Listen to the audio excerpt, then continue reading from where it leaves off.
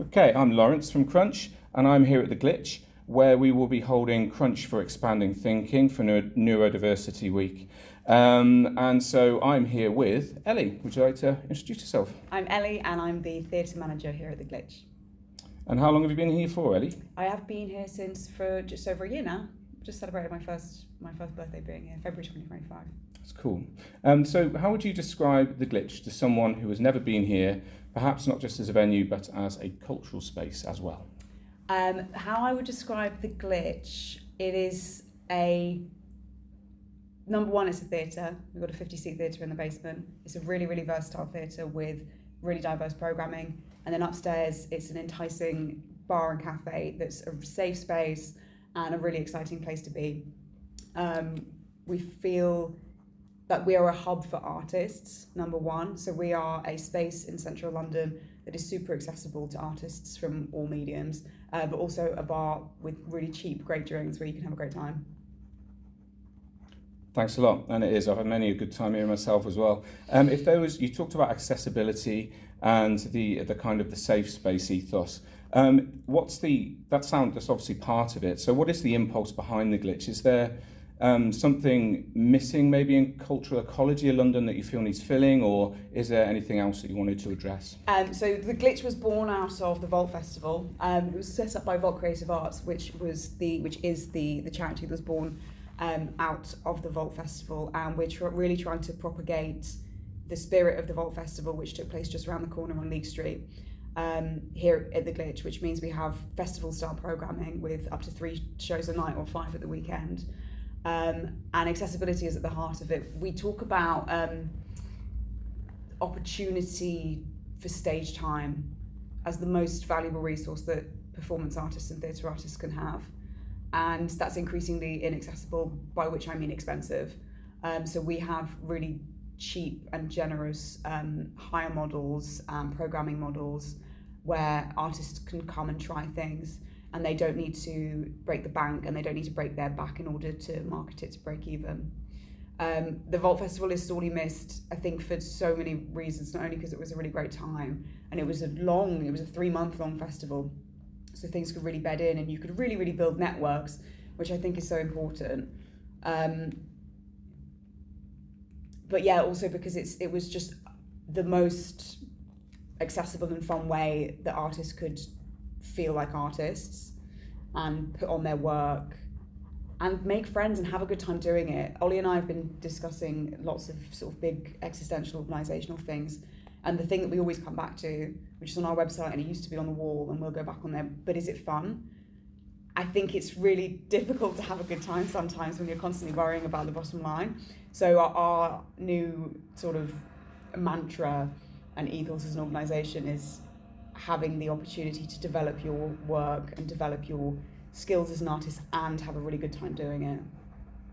Yeah, you said about accessibility, and obviously the thing we're doing here, Crunch for Expanding Thinking, is focused on neurodiversity for this particular edition of it. And you mentioned the money thing, which that will be no one in London will be any stranger to that, and I think pretty much increasingly in other places. Is there anything else you think about in terms of accessibility, maybe neurocognitive, maybe physical, maybe cultural, and so on? Anything else? Another thing that's really important to us, another value that's really important to us here at Vault and the Glitch is friendliness.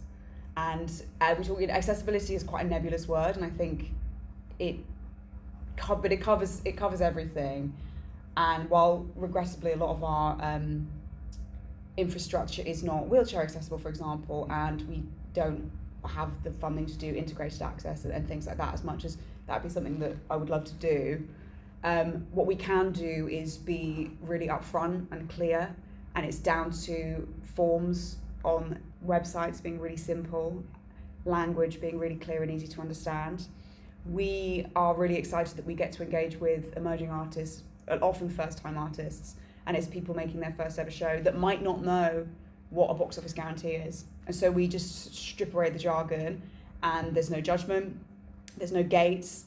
Our programming models, we have like different sort of streams of it, and some of them it's kind of like you have a show, we have space, you're welcome here, within reason. But that's what I think I mean by accessible, and also, and just having a smile on your face when you answer a question that, you know, if you work in the industry, you might already know the answer to, but if you've never put on a show before, and it's things like English wasn't their first language, and I said, oh, you can configure it in Thrust, and they didn't know what that meant, and just being like, oh great, now I have the opportunity to explain that to you, and you can now go into the next venue that you go into. You'll be equipped with, you know, more language. And I've noticed it's to come back to the cost thing again. It's it is a low cost venue especially for a place this size for people to be able to use.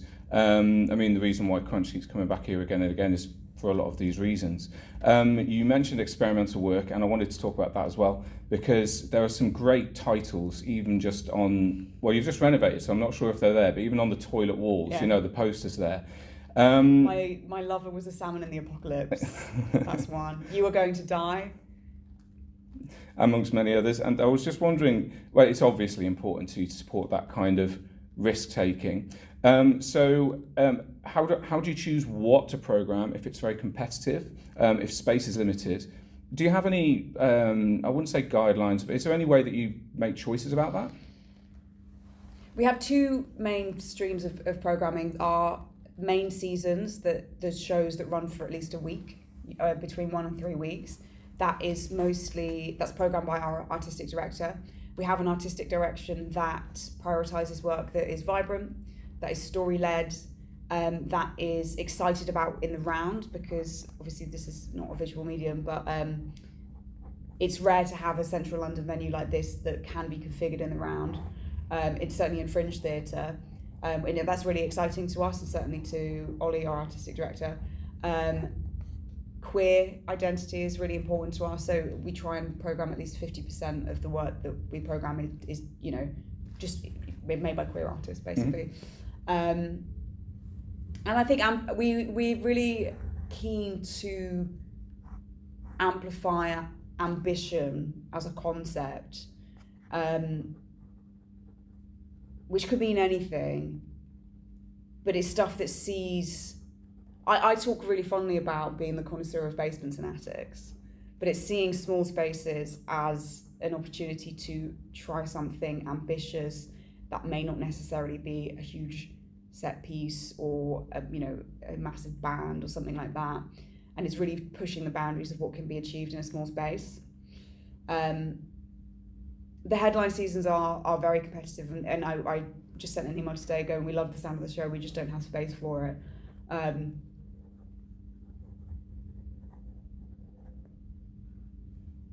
Yeah, I mean, it's kind of, there's other contributing factors into programming the longer slots. We want shows to succeed, so we choose shows that we think, based on a number of factors, have the best chance of success at that time, or the time that they can do it. I think that's really important.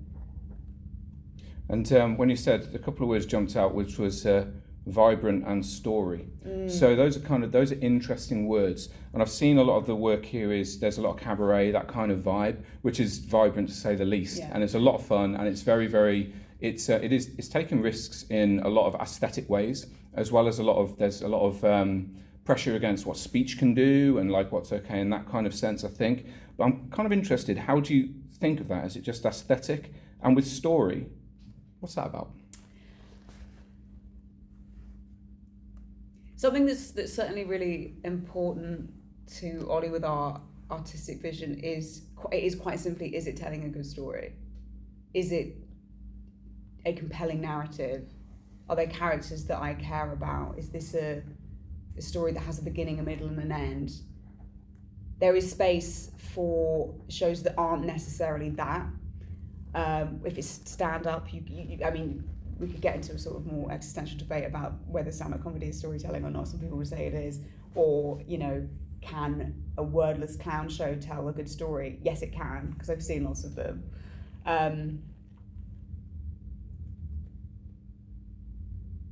Yeah, so it's coming down to, it's literally what it says on the tin. It's like, is it telling a good story which is compelling? Yeah, which is a great way to phrase it, I think.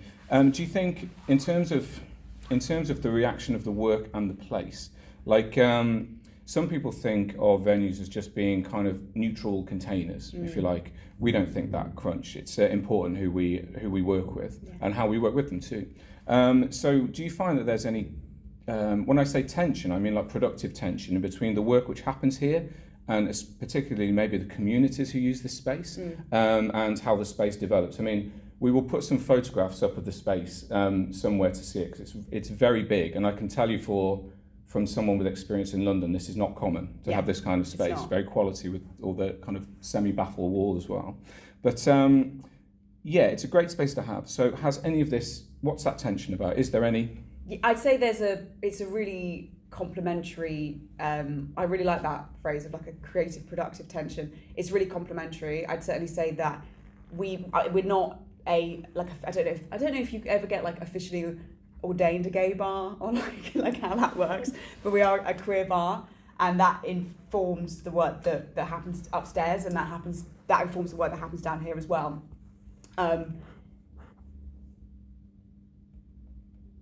Yeah, a lot of the shows that we put on are made by queer artists, quite often telling queer stories. It's hard to talk about because it's so like second nature now, but our audiences are artists, and therefore we're at risk of kind of becoming a little bit ingrown sometimes, I think. But the work that is made down here is often made by the people that are going to go and sit upstairs in the bar. I would also say that it's an artist-led organisation. Like Ollie and I are artists ourselves, so we are really passionate about creating the kind of space that we need and that we would have wanted. For example, I'm producing a festival in July called Highlight Festival, which is a sort of pre-Edinburgh festival for artists that are taking work to the Edinburgh Fringe, that need a really cheap place to preview, to see shows and to develop their networks. The kind of sentimental reason behind that is I took a show to the Edinburgh Fringe. I already work in theatre and in the fringe theatre industry. I still had a really, really difficult time. And I knew everything that there is to know, and I had a very experienced producer, and we had investment, and I had a network, I had a community up there, and I knew that I could leave where I was staying and I'd go into town, and within 5 minutes I would see somebody that I knew, where you can commiserate wordlessly, or you just know that they understand what you're going through. I still had a really difficult time despite having all of those support systems in place. And I understand, there will be artists that didn't have all of that, and I worry are going to have a much worse time. So I'm creating a space for a whole month. Everything is just like a pre-Edinburgh kind of push and traction. For some artists, it'll just be, I need to do a preview. I've got some bits I need to try out. For others, I really hope that even if it's just me and they can ask me no stupid questions, there are no stupid questions, or they can meet somebody and they'll run into them when they're up at the Fringe, that would make me very happy. Because again, the artists are your audience, and quite often if you're only going to have not even five people in an audience, something I talk about a lot with building those networks is you have to go and see people's shows, and then they will come and see yours, and that's how the network sort of iterates. So yeah, that's a prime example of where there's a really productive tension between an experience that I had as a person, running this organisation, helping to run this organisation, and then the work that we're putting on, and I think it's really exciting. Yeah. It is exciting, and it sounds like it has directly fed into that experience of it. A couple of things jump out for me there is that first of all, you mentioned that it was difficult to put on that show. I'm aware that it's difficult to put on shows like this, but I'm kind of interested in how and why, for someone as experienced as you. I think there could be a lot of what you're saying. It's all about people, and so if you don't have that creative community around you, that can really flag, especially in theatre and in the performing arts, I think. So, do you think that as well? First of all, what was difficult, and the sense of people in the community, just to put one more thing, which I think this place really is all about, with the bar and the community and everything. Just to jump on that, like we talk about this at the bar, I was the worst in every walk of life because I love chatting, and I think it's so important that we have an open door policy within reason, but there's a time in the week there's a time every week where you can book a time to just come and have a chat with me about anything, like literally anything. If like somebody says, I see from the website that you've got a cat, I love cats, do you want to talk about cats? Great. Like knowing the names of regulars, that's like really important. What was difficult? I'm going to speak really candidly, and I don't know if this will come across necessarily all that well. I think I hurt myself by thinking I knew too much. And I went, well, I know Fringe Theatre. I've been working in this industry for years, and I know loads of people up there, and the concept for the show is really great. And I've got this producer. I'm going to be fine. And I just wasn't. The nature of there was some other stuff. The nature of the show was a dark, very, very, very dark comedy.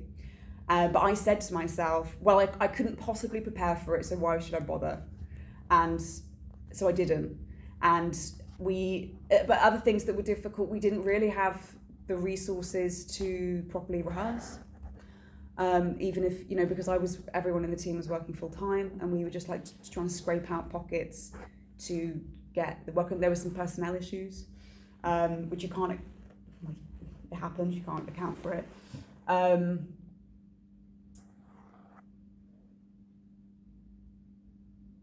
I think, and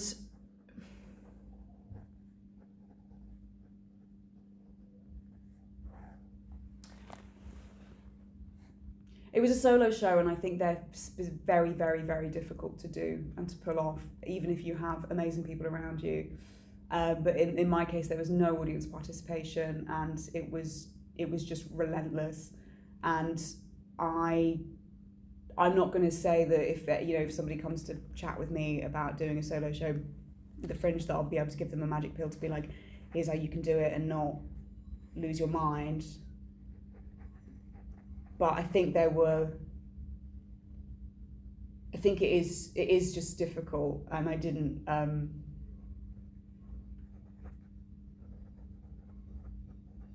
I just never done it. I'd never done it before, and any work that I'd done as an actor previously, I'd always had people on stage with me.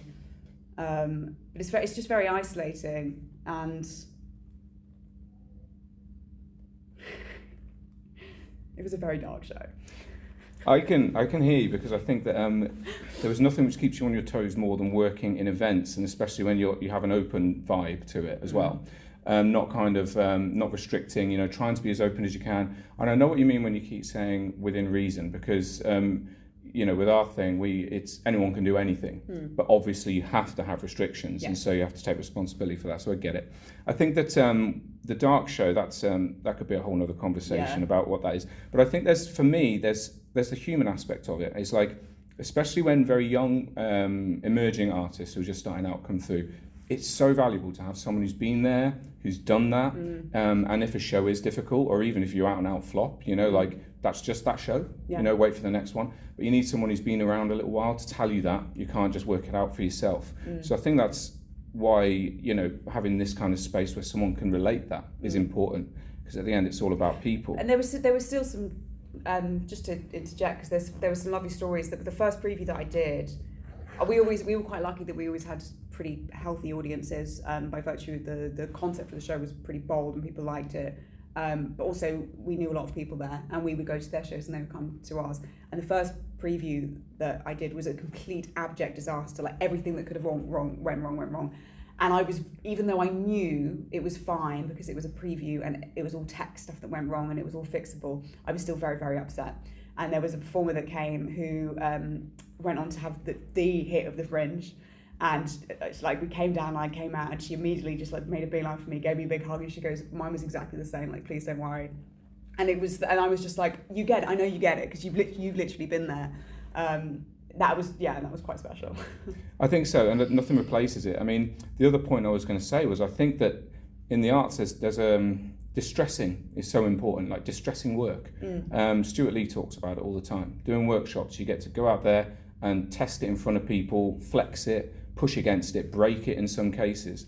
I think there's so much, because everyone's used to social media, everything being perfect first time. When they encounter something, it's already finished. But people don't get that when you're doing something like any kind of performative art, in particular, you have to have that time of being able to make mistakes and being able to have things go wrong and come to terms with that and so on. Like distressing the media, I think, is one of the most important things, which again is the reason why having this kind of space is so important. Art doesn't just come from nowhere.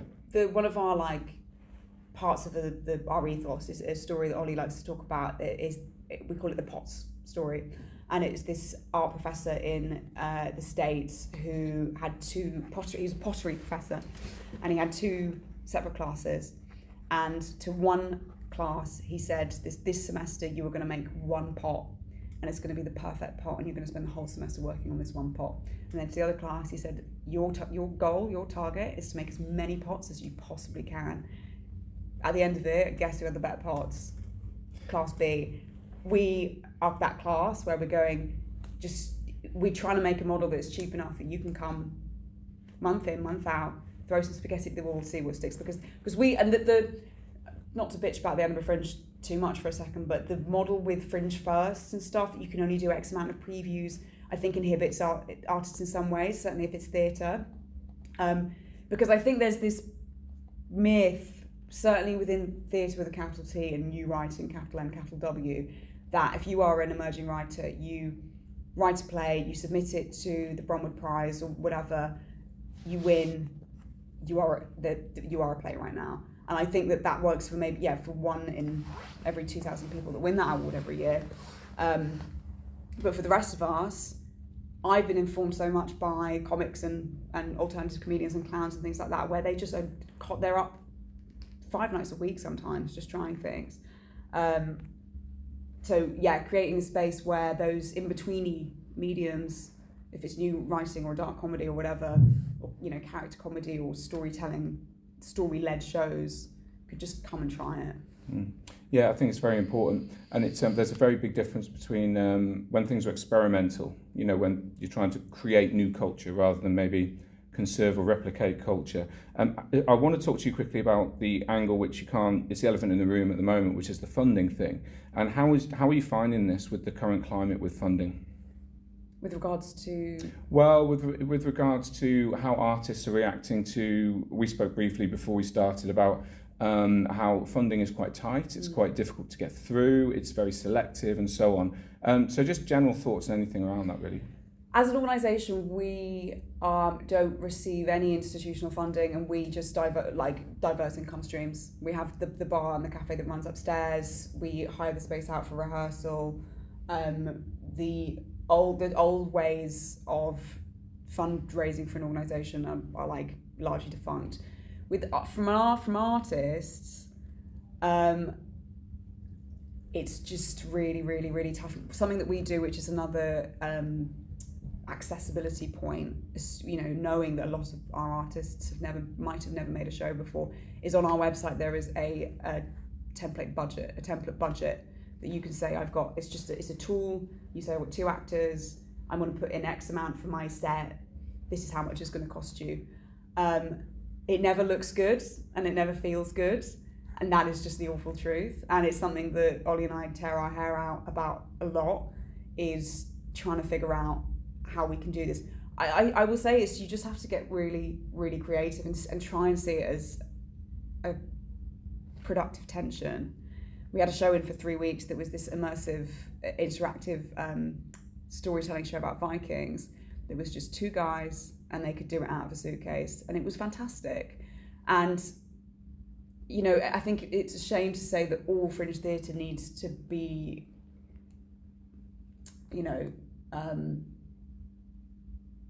blank and just be on the story, based on the value of the script or the whatever, and that you can't have fun flourishes. But sometimes those are the babies that you have to kill. We have a lot of artists that crowdfund quite successfully. And something else that we're really passionate about is empowering artists to market. It's not something that you ever get taught, I think, even if you are lucky enough to do an MFA in creative producing at Central Amalfi or whatever. but we provide resources. There's a 26-page marketing for Theatre 101, specifically for Fringe Theatre, that's really, really good. We will speak to all of our artists and say, we can't do this for you because it's just, there's the team of 2 of us, we don't have the capacity, but here's how if I was producing your show, this is how I would market, and this is the money that I would spend. If you can't spend that money, this is how I would use that time instead. But yeah, it's kind of empowering from a marketing perspective. It's empowering them to spend a bit more money in order to make some back. Given that security, it sounds like there's a strong kind of there's a strong educational element to it, and I don't mean in a didactic way. I mean just kind of the things you don't know, you can never guess a lot of the time. Yeah. So taking chances with marketing, like putting that foot forward and so on. I think that's really strong. Got a few minutes left, and so I just want to ask a couple more questions. First of all, I was thinking about specifically in terms of neurodivergence. How do you think that can be more successfully supported or more powerfully supported in the arts in general? It's at the moment, I think it's quite, it's very foregrounded in what's going on. So what are your thoughts about that? I was very lucky that my first job working in a theatre was at the Camden People's Theatre, which is doing incredible work with access, and their new season, their new model, they really want every show to be have integrated access. And so when I was onboarded there, we were taught how to write an access rider for ourselves, and it was, I think what I learned from that was just talking about things without any judgment or shame, just saying, you know, this isn't from a neurodivergent perspective, but I'm hypermobile. So I said to Wally, I have to get up and move around quite often. And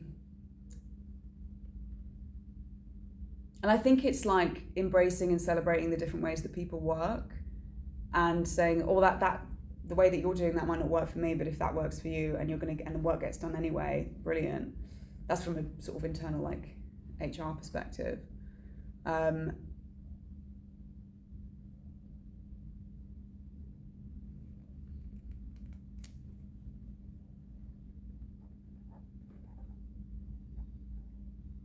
think by nature, a lot of the shows are already kind of relaxed, and I'm thinking specifically about interactive work.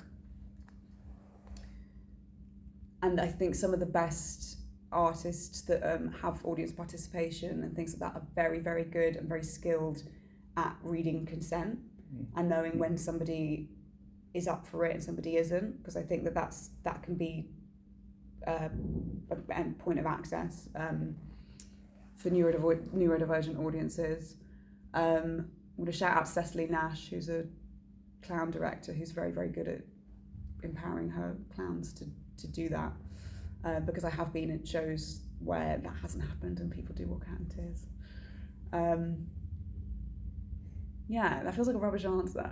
No, it was a great answer. Yeah. It's a great answer. The question's got no expectation anyway, but I think you've said a lot of things, particularly about interactions in show. Yeah. You know, that can be a difficult territory to navigate. Yeah. But that's really interesting. I think you said the word human earlier, and it's just being human, but keeping both sides of the human interaction in mind. So, you know, because I stand, for example, if I'm doing front of house, I'm standing in between the artist and the audience and the show. I understand that some people, you know, timing might be an issue. So we foreground, you have to get here 15 minutes early, because if once the show goes up, you can't be let in, because that would be distressing to the artist. So the way we get around that is have a conversation with the artist. What's the late comers policy? You know, it's just having a really human approach to everything and not being too didactic. Yeah, and I think that a lot of the time frameworks are built to describe things most people just do intuitively. You know, the kind of that sort of thing tends to be fairly common sense. But yeah, interesting question. The last thing is, where do you see the glitch going? So if you imagine it in 5 years' time, something like that, where do you think it's going to be going to? What do you think would stay the same, and what do you think you would hope to evolve? This has been something that we've been talking about and working on a lot recently. We have already expanded our theatre space by, honestly, at least 300%, I would say. We've recently renovated the bar. We would always love to bring back a festival similar to and at the scale of the Vault Festival. We're doing everything we can to do that. We would love to be the friendliest venue in London, the busiest fringe venue in London. We'd love our programme to just keep growing and growing. Something that I'm really passionate about is